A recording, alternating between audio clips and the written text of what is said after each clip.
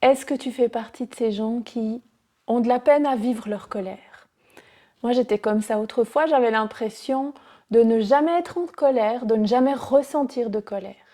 Ça peut être ça, ou ça peut être que tu sais que tu es en colère, mais tu gardes tout à l'intérieur et ça vient te bouffer les tripes. Ça peut se ressentir par des douleurs physiques, dans le ventre par exemple, dans la poitrine, dans des tensions dans le haut du corps. Ou alors est-ce que peut-être tu es le genre de personne qui est très mal à l'aise par rapport à l'image que ça donne de voir une personne en colère? Et pour déterminer tout ça, je t'invite à te poser des questions sur ton enfance. Quand tu étais enfant, quelle était ta perception de la colère chez les adultes? Est-ce que tu avais des parents qui se mettaient souvent en colère? Est-ce qu'ils gardaient ça pour eux? Est-ce que leur colère te faisait peur?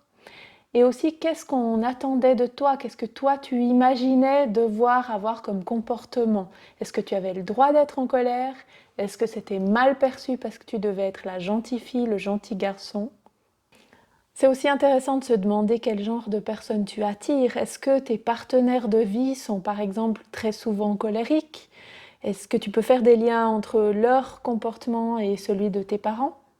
Ça peut t'indiquer certaines choses liées à tes blessures émotionnelles. Par exemple, quand on a une blessure d'abandon ou de rejet, on aura tendance à ne pas exprimer notre colère de peur de se faire rejeter ou abandonner.